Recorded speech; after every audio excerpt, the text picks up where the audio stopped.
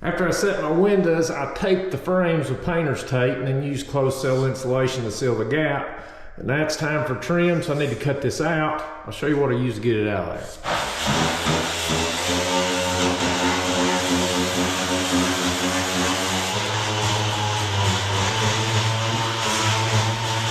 Well, that works like a charm. You obviously don't want to get too crazy going back in here and cut that seal that you've got against your lumber. But you can just ease right around straight to the edge. It'll get that stuff out of your way. Now when I pull that tape off, I won't have a mess to clean up off my window frame.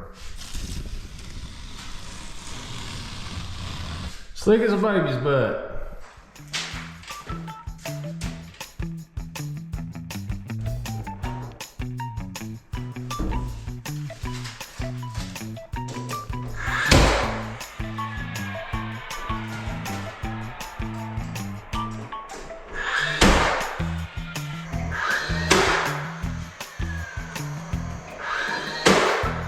I'll tell you, building this window casing and door casing, anytime you got joints coming together, I found it just be easier to build them in the shop and then bring them and install them. But just for example, these joints where these meet, I mean, there's no way I'd get that joint that tight if I was trying to sit here and build them in place.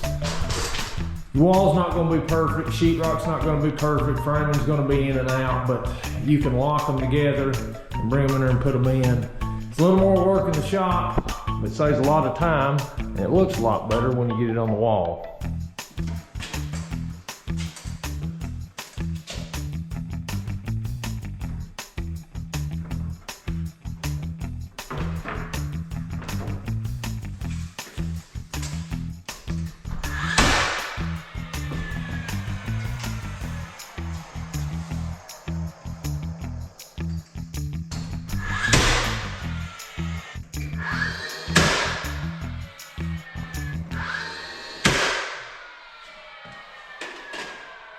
Dresses are up. Starting to look a little bit like something.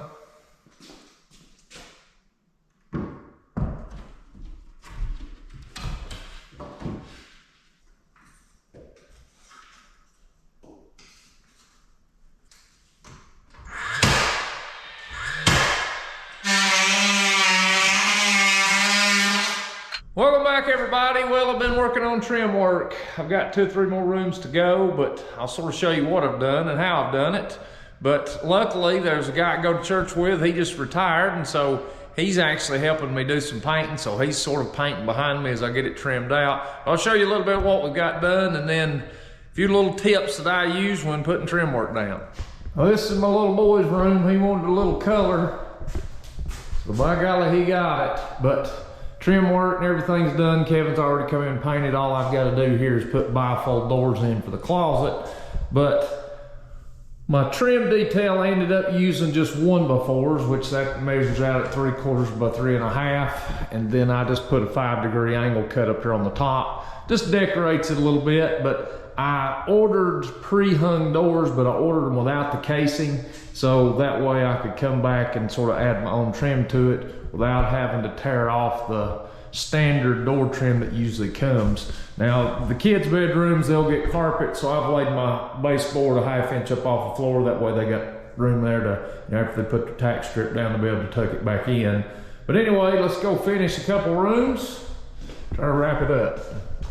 One other thing, I did get my fireplace laid, got my mounting block up there for my TV mount, and then I've got my mount screwed into it, and then they just rocked around it. Got a couple little cabinets beside it, so glad to get that wrapped up. All right, I'm gonna put the baseboard down in the closet. I'm using a 1x6 is what I'm using, but I always found it's hard to measure for baseboard when you're by yourself, because obviously we don't want to be measuring down here at the bottom where the sheetrock's not, and then this corner's got where they've taped and mudded that corner, it's tapered. So, you know, it's 1x6, so I need to be measuring up here. So if I'm by myself, it's just hard to do that and get a true measurement to where you can, you know, mark it, cut it, and then come back here and put it in. So the way I combat that is I cut 2 12-inch blocks the height of my trim. And then I just net a little piece on the side of it, that way it'll stand up. But what I do is I will take one, set it in the corner. I'll take my second one, we'll go to the other side, and then I can get a true measurement from the inside of my blocks. I'll add 2 feet to my measurement. It gives me a good accurate mark to cut off of.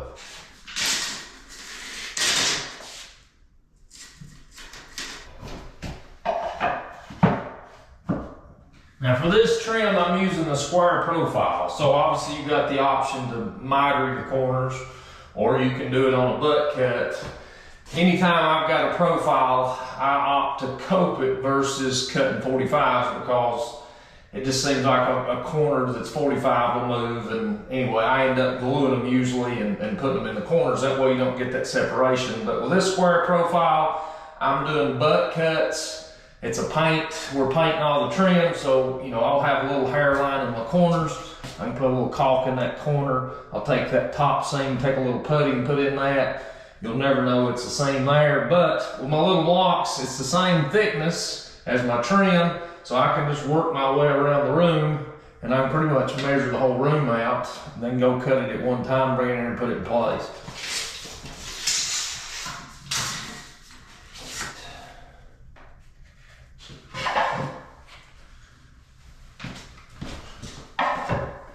Another thing it allows you to do is like where your trim is going to meet up against your door casings. If something, you know, if the floor was a little out and it wasn't going to lay true, you know, if I need to take a little off the top or bottom to get that meet up, I can use that as a gauge block. That way when I cut the end of my trim, I can marry it up to my door casing. But in this case, we got lucky and it's pretty square. Let's measure this one. We'll come over here and catch this one and go cut them.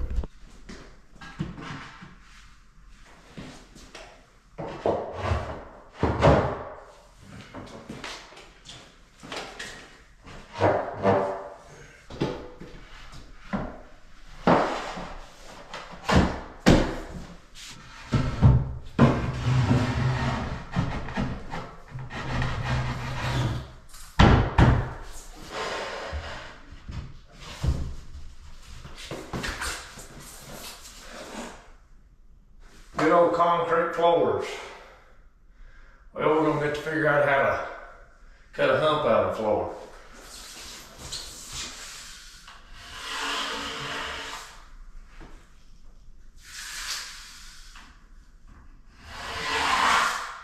What I typically do on that is I'll get my gap the same on both sides if I can. Obviously we want a full piece at the edges, so I'll just take a pencil, scribe that.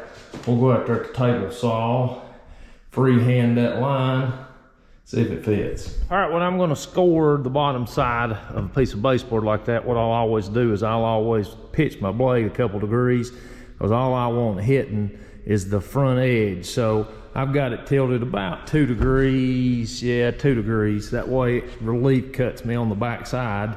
But let's freehand it. We'll follow our line, see if it matches up to our floor.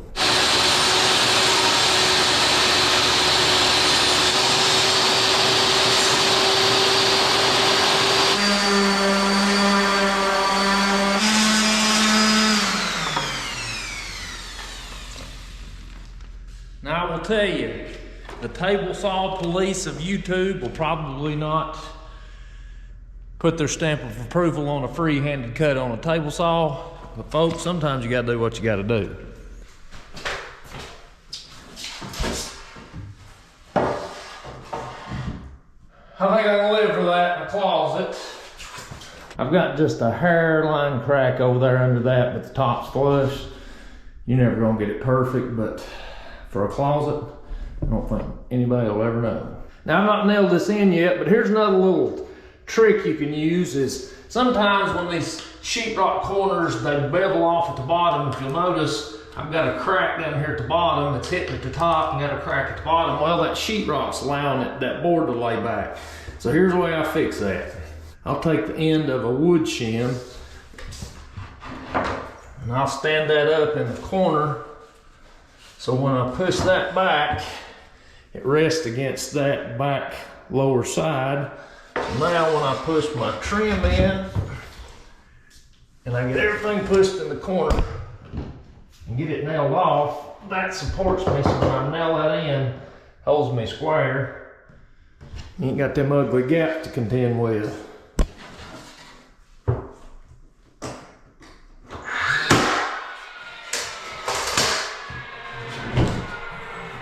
Now in this case, I've got a plug here so I know where my stud is.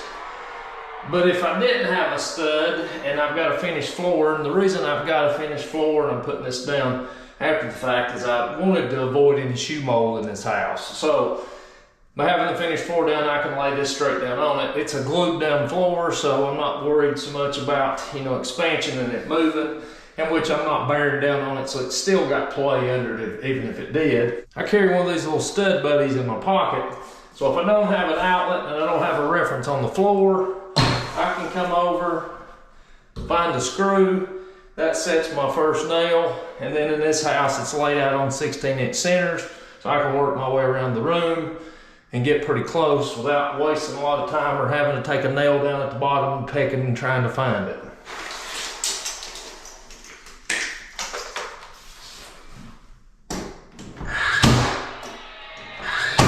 I typically, when I nail it, I go 2, 1, 2. Seems to be enough to hold it, and I've never had it fly away. All right, that gets this room done. I've got just a hairline crack over there in that corner at the top side. Now, if this was stain grade stuff, I'd check those angles and I'd scribe those corners to where I didn't have any of that issue, but a very, very little bit of caulk, you'll never know it's there. But that's got this room done. I'll show you what one looks like caulked in. So with just a little bit of caulk, you can see that little line around the top goes away, your corners disappear, and they look like they grew there.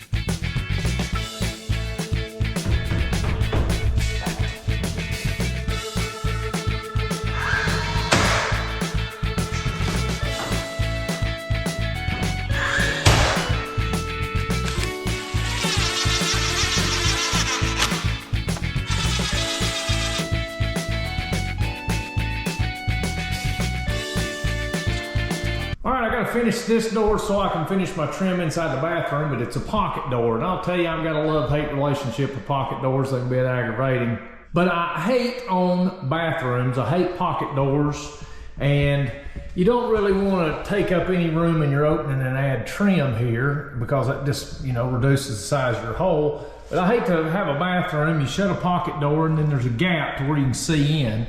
So what I've done to offset that is I took my table saw and I cut about an 1/8 inch mortise into my face frame, so that way when the door comes over here, it can set back inside that little bit of inset and you won't get that little crack. Now, if you're wondering about my measurements and what I did to get my casing, I have got the ends cut on a 5-degree angle, and then basically all I did was measured my door opening, and then I've added 3/16 gap or a reveal around the edge of the frame. So I basically measured the door opening. If it's 28, I'd add 3/16 on each side, give me 3/8 extra.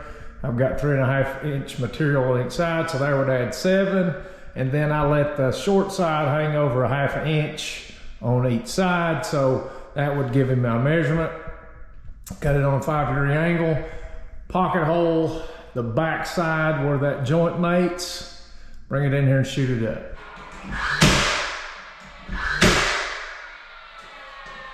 Well, I'm on the short rows now on the trim work.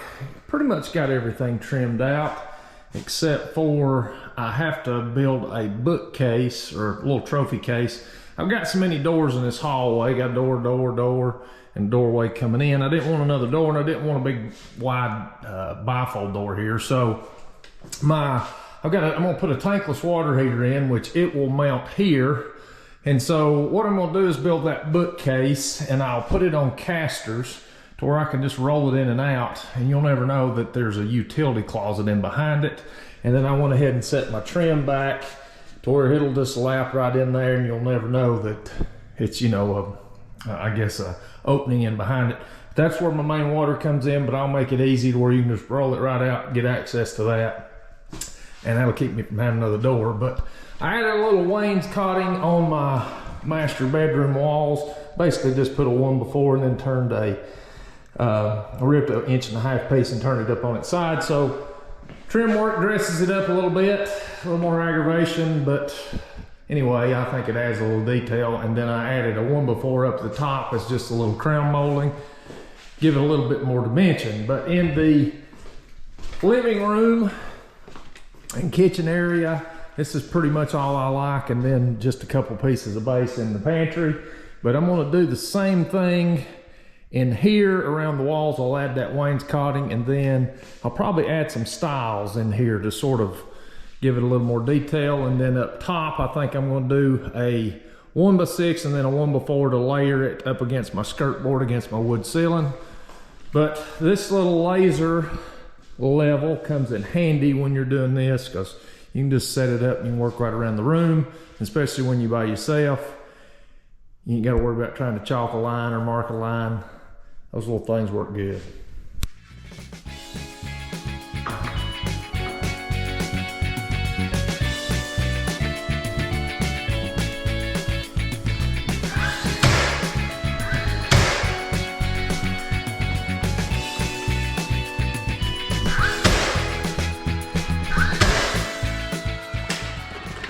And one other thing I like to do on my joints, on my miters where they join, is I always like to turn them away from the way you're gonna look at it. So obviously, you know, this is the front door.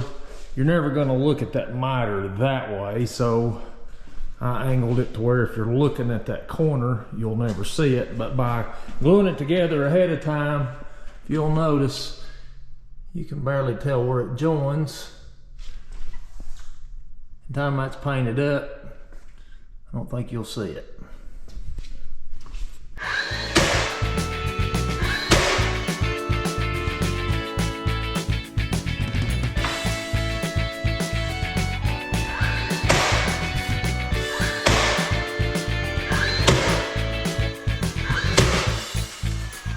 In this living room, to dress it up a little bit, I just added a 1x6 on the bottom and then capped it with a 1x4. That just sort of gives it a layered look. Time we get it painted, it ought to dress it up a little bit. Well, I got the finishing crew in here. Kristen, what did you do to your leg? Beat me up. She wasn't working fast enough, so I had to kick her. Anyway, Kristen decides right here in the middle of the old home stretch on building a house, you know, when it'd be helpful to have both legs working well, she decides to take a big spill snow skiing and blows out her ACL. Didn't do it on purpose. Oh, I think she did it on purpose. But anyway, that's sort of added to the interest level on building this house. I am now a full-time taxi driver with Kristen and 3 kids. But Kristen wanted to participate, and so we had to rig her up a little scotch here for her leg, but she's a nail hole filling machine. Thanks, Kristen. Anytime. Price of that ski trip just doubled.